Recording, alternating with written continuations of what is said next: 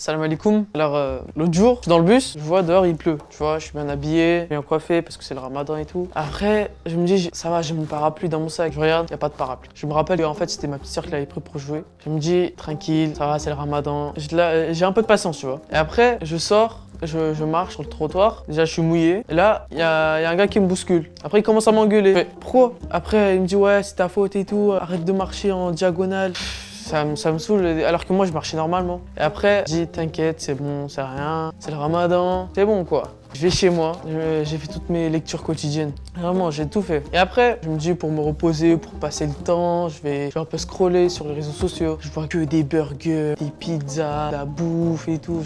Oh, ya Rabbi, je sais que tu m'aimes, tu veux me donner des hassanettes, mais ma patience a un peu des limites quand même.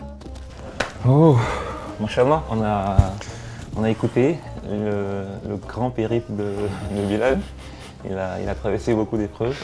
C'est pas facile. En plus, surtout la dernière étape, c'était le téléphone, c'est ça? Quand tu voyais les vidéos de nourriture et tout. Ouais, franchement, ça aussi, c'est quelque chose qu'on... C'est limite à eux, ouais, vraiment. C'est vrai que ça t'a poussé à bout, mais ça aussi, c'est quelque chose de très répandu. Nous aussi, on est en général très confrontés à ça. Mais bon, on essaie de patienter.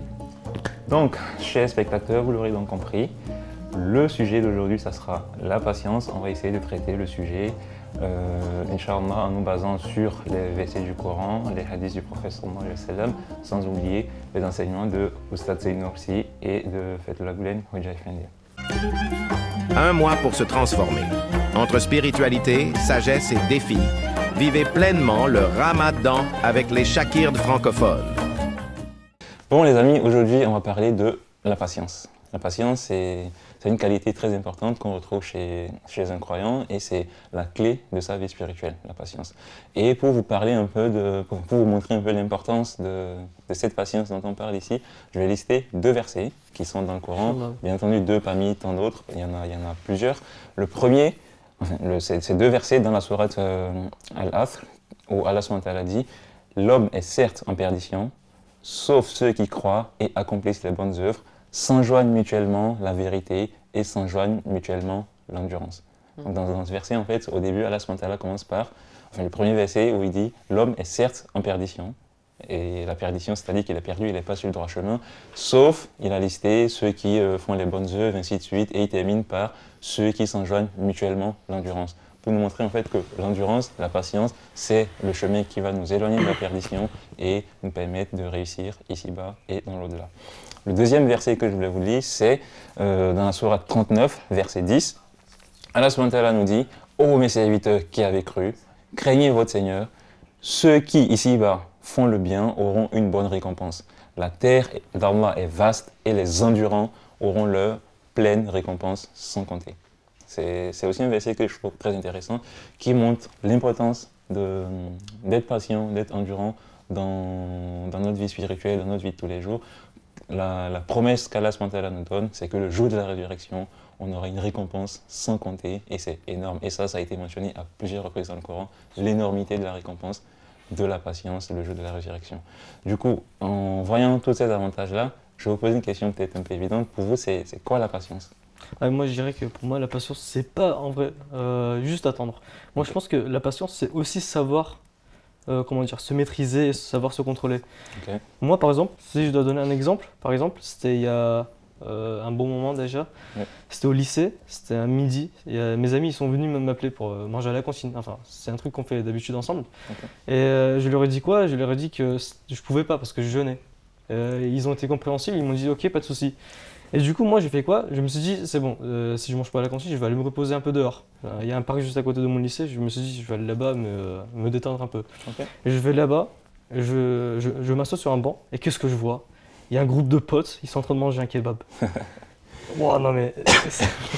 T'as vu ça? T'as réagi comment?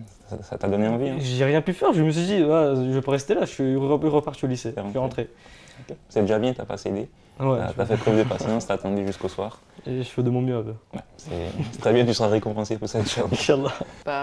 Ce que j'allais rajouter, on peut voir cette patience dans la religion aussi, notamment avec une parole du prophète que j'avais marquée dans ma tablette. Ouais. Le prophète, il disait « Le jeûne est la moitié de la patience. Ok. Je trouve ça tellement parlant parce que à chaque ramadan, on ressent un peu ce que ça veut dire. Ouais, c'est exactement ça. Dans notre jeûne, pendant les journées de jeûne, on est confronté à faire preuve de patience comme il l'a fait, comme toi aussi tu l'as fait lorsque tu as été confronté à ça sur ton téléphone et tout, c'est pas la même, mais au final, vous avez tous fait preuve de patience et c'est quelque chose de très bien. Du coup, Merci.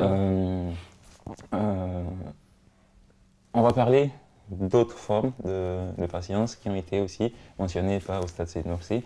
Il y en a 3 types qu'il a mentionnés. Le premier, c'est la patience dans l'obéissance d'Allah subhanahu wa ta'ala. Je ne sais pas si vous connaissez les 2 autres ou ça vous dit quelque chose. Il y a la patience envers se retenir des péchés Ok, la patience face au péché. face aux Et péchés. le troisième, Je dirais. Je sais pas, non, je sais pas.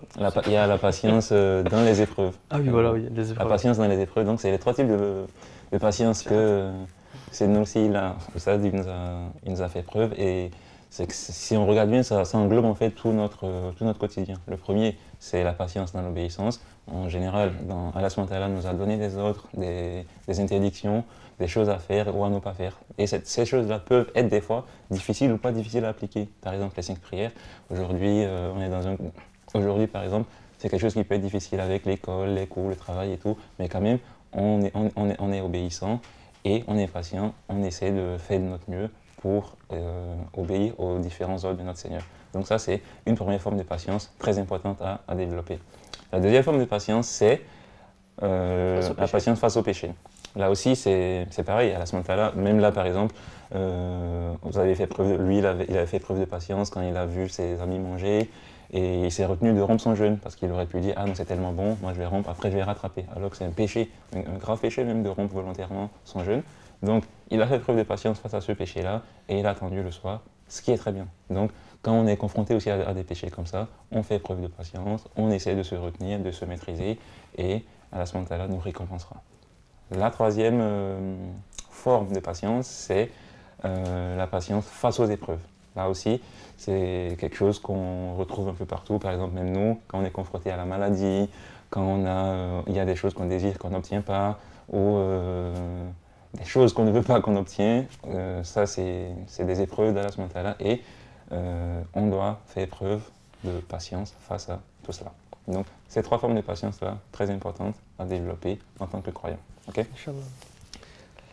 Moi, j'avais un truc avec le prophète Yacoub, qu'on peut nommer aussi Sabr Jemi, avec qu'on peut nommer la belle patience. Okay. Imagine perdre Yacoub avec ce vide, et pourtant il a continué à adorer Allah. Tu as voulu dire Youssouf? Non, c'est ça, l'exemple, tu donnes l'exemple du prophète Yacoub qui a fait preuve de patience. Yacoub qui a perdu, Youssouf, ouais, oui, c'est ça. désolé, je me sens pas. Ouais, c'est pas grave, on continue. Et qui ne se plaint qu'à Allah. Et c'est ce que dit le verset, c'est Allah seul dont je sollicite l'aide face à ce que vous décrivez. Oui, c'est vrai, en fait ce verset témoigne bien sûr de la très grande patience que Yacoub alayhi salam a fait preuve lorsqu'il a perdu son fils. Et cet exemple-là, on peut le trouver à plusieurs reprises dans les histoires des prophètes, de notre prophète sallallahu alayhi wa sallam, qui a fait preuve de patience à travers les persécutions, à travers tous les moments difficiles que l'islam a connus, à travers toutes les épreuves, par exemple là, c'est la patience face aux épreuves. Et il y a aussi notre prophète Ayyub alayhi salam, qui lui aussi a été éprouvé par la maladie, la pauvreté et tout ça, et qui tous ont continué à remercier le Seigneur et ont fait preuve d'une patience inébranlable. Donc c'est aussi quelque chose qu'on doit avoir, qu'on doit développer. Exactement, oui. Et à ce propos, j'ai un exemple, une graine que tu mets dans la forêt ou dans quelque part, dans ton jardin. Et tu veux que ça pousse vite, et par exemple, c'est une graine d'arbre de pomme. Tu veux ramasser des pommes après, tu veux manger et tout. Mais il faut que tu attendes d'abord pour que ça pousse et tout. Et du coup là, quand on plante la graine, il faut laisser Allah, Azza wa Jal, et méditer. Ok, c'est quelque chose de très important. En fait, ça relève aussi une autre facette de la patience, comme tu le dis avec l'exemple de Jaïfendi. Par exemple, la patience qu'il essaie de nous montrer, en fait, c'est que il ne faut pas faire ce qu'on appelle la patience passive. Okay? Il faut être patient, mais en étant actif. Par exemple, dans l'exemple de la graine que tu as donné, lorsque tu sèmes ta graine, tu ne viens pas le lendemain pour récupérer les fruits. Tu vois. Oui. Il faut patienter. Et du coup, dans cette patience, il faut être actif. Qu'est-ce qu'on fait? D'abord, bien sûr, on s'en remet à Allah subhanahu wa ta'ala, mais il faut aussi faire les actions qui vont avec. Donc, si tu mets ta graine, il faut l'arroser, il faut l'entretenir pour que, après, bien entendu, tu t'en remets à Allah. Et après ça, maintenant, tu auras les résultats. Donc, en fait, c'est ça aussi, c'est une autre facette de la patience qu'on doit avoir. Comme la patience, ce n'est pas juste rester là et attendre. Par exemple, lorsqu'on est éprouvé pour les épreuves, là, on n'a pas le choix. On est soumis, enfin, on est éprouvé, on patiente, on s'en remet à Allah. Et maintenant, dans ce type de cas, par exemple, où on veut quelque chose, qu'on veut obtenir, et là, il faut être actif. On agit et on se remet à Allah subhanahu wa ta'ala. Donc, c'est sur cet aspect-là qu'il essaie d'attirer l'attention et où j'ai fini. Ok. D'accord. C'est là aussi que le nom As-Sabour prend son rôle, quoi. Enfin, ce qui signifie le tout patient. Le tout patient. Ouais. Dieu est très patient et fidèle à ses lois. Et nous, avec notre patience, on essaye de se rapprocher infiniment de sa patience. C'est vrai. Dans cet attribut à Sabour, qui est le tout patient, comme il a dit, il faut qu'on travaille pour ne serait-ce que manifester une infime partie de cette toute patience d'Allah subhanahu wa ta'ala. Et en faisant ça, on manifeste un attribut d'Allah subhanahu wa ta'ala. Et ça, c'est quelque chose de très bien. Okay. Aussi, un truc que je voudrais rajouter, c'est quoi? C'est que la patience, c'est un cadeau d'Allah subhanahu wa ta'ala. C'est un cadeau que Allah subhanahu wa ta'ala nous a donné, qu'il a mis en nous. Et du coup, s'il nous éprouve, c'est qu'il sait qu'on a cette capacité-là de persévérer et de résister. Et de toute façon, lui aussi, il nous le dit dans le Coran qu'il n'a donné à aucune âme une charge supérieure à sa capacité. Donc toutes les épreuves qu'on endure, par exemple, c'est parce qu'on a la capacité de les endurer. Et quand on les endure, on manifeste en fait cette qualité-là qu'Allah a mis en nous. Et c'est quelque chose de très profitable et de très bénéfique pour nous. Okay. Et Abi, c'est aussi une épreuve de foi aussi, non? Parce que j'ai entendu le prophète dire, tout ce qui arrive aux croyants est un bien pour lui. C'est rapporté par Muslim. Ouais. En fait, par ça, je veux arriver que un musulman, ce qui vit, le bien ou le mal, c'est un bien pour lui. C'est ce que le hadith dit. En gros, tout ce qui arrive aux croyants, c'est un bien pour lui. En gros, que ce soit le bien qui lui arrive, c'est bien pour lui. Que ce soit le mal qui lui arrive, même si en l'état actuel, par exemple, si, je sais pas moi, tu échoues un examen, ou tu n'es pas pris dans une école, ou tu es malade, ou un truc d'un genre, sur le champ, toi, tu vas voir que c'est un mal, mais en fait, non, le prophète te rassure en te disant que même ces trucs-là qui t'arrivent, c'est un bien pour toi. Et pour le comprendre aussi, il y a un autre hadith du prophète, sallallahu alayhi wa sallam, pour mieux le comprendre, en fait, le fait que ce soit un bien pour nous. Le prophète nous dit, aucun malheur ne touche le croyant, même pas une piqûre d'épingle sans qu'Allah ne lui fasse expier un péché. Tu vois, donc, si tu demandes quelque chose, tu as envie de quelque chose, Allah te le donne, alhamdulillah, c'est bien pour toi, c'est parce qu'Allah sait que c'est bien pour toi et te l'a donné. Donc ça, c'est le bien. Maintenant, si tu n'as pas ce qu'il t'a demandé, ou même qu'une épreuve t'arrive, c'est aussi un bien pour toi, parce que d'après ce hadith, par exemple, si un malheur t'arrive, une épreuve t'arrive, c'est qu'Allah va t'expier tes péchés. Donc, dans tous les cas, tout ce qui t'arrive, c'est un bien ou et c'est bénéfique. Peut-être me faire apprendre un truc. Oui, c'est ça, pour t'apprendre d'autres qualités, l'humilité, ou te faire travailler d'autres qualités qu'un musulman doit avoir. Quoi. Tu vois. Donc, dans tous les cas, c'est un bien pour nous. C'est pour ça qu'on doit toujours être persévérant, patient, et toujours nous en remettre à Allah subhanahu wa ta'ala. C'est ce qui nous enseigne la foi aussi. Rester ferme, persévérer, faire confiance en Allah, et peu importe les épreuves.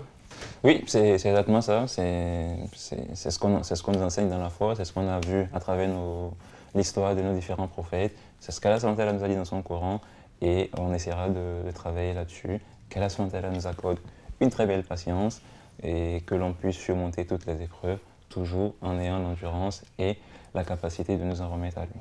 Inch'Allah.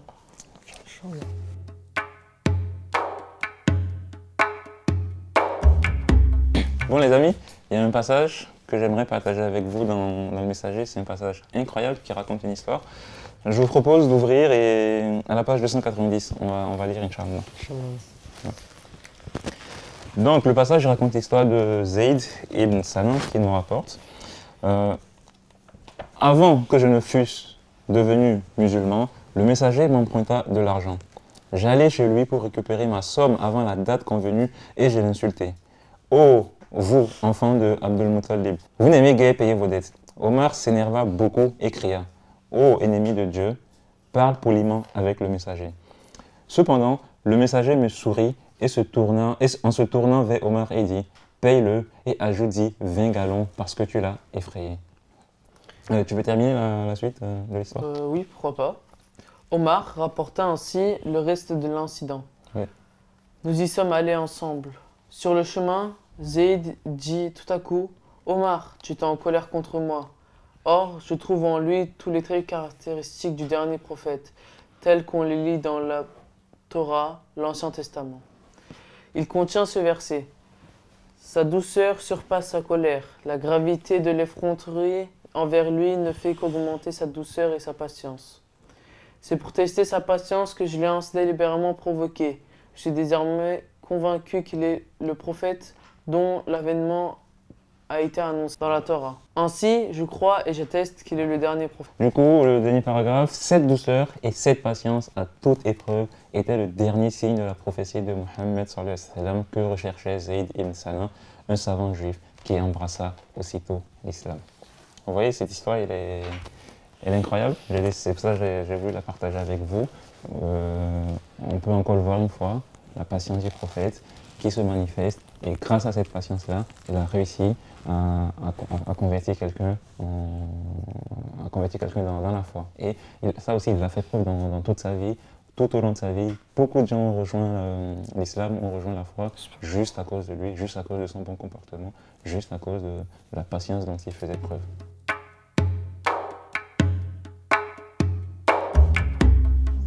Ya Allah, tout ce qui arrive n'a lieu qu'avec ta permission et ta volonté. Fais que nous soyons tellement honorés de ta puissance et de ton pouvoir éternel qu'ils nous rendent indépendants de la puissance et du pouvoir d'autrui.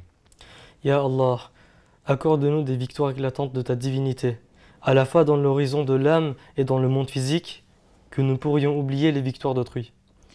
Ya Allah, accorde-nous un pouvoir de disposition, non pas en fonction de notre capacité, mais d'une manière digne de ta gloire, afin qu'il nous rende indépendants de tout pouvoir de disposition illégitime. Ya Allah, fais que nos traits angéliques, qui représentent le cœur, le secret, l'intention, l'âme et l'esprit, soient préservés de tout ce qui est blâmable et de l'associationnisme, qu'il soit tel qu'il nous libère des efforts imparfaits à cet égard. Ya Allah, accorde-nous, par ta présence toute puissante, une quiétude absolue, une sécurité et un bien-être total qui nous rendront indépendants de remèdes et de solutions, de la sécurité et du bien-être des autres. Amen. Amen.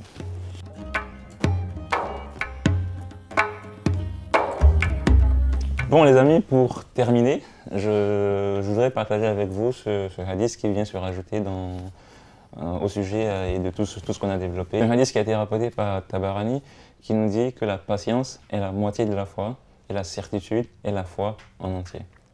Et la foi complète. Donc ce hadith, comme on le voit, il vient se rajouter à tous les avantages qu'on a donnés sur les bienfaits de la patience. Là, on voit carrément que la patience représente la moitié de la foi et c'est quelque chose de très important. Donc ça nous incite à être plus patients à l'image de tous les prophètes et de tout ce qu'on a lu. Donc essayons d'être plus patients. Inch'Allah, on aura la moitié de la foi et le reste sera complété, Inch'Allah. Okay.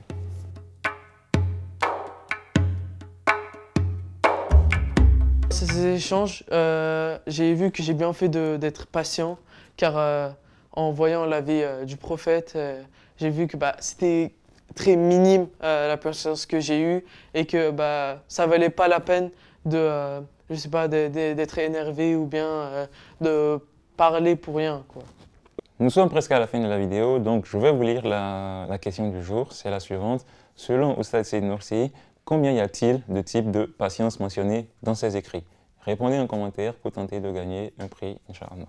Si vous avez aimé cette vidéo, n'oubliez pas de liker et vous abonner et de partager cette vidéo. Salam alaikum, à demain pour une nouvelle vidéo.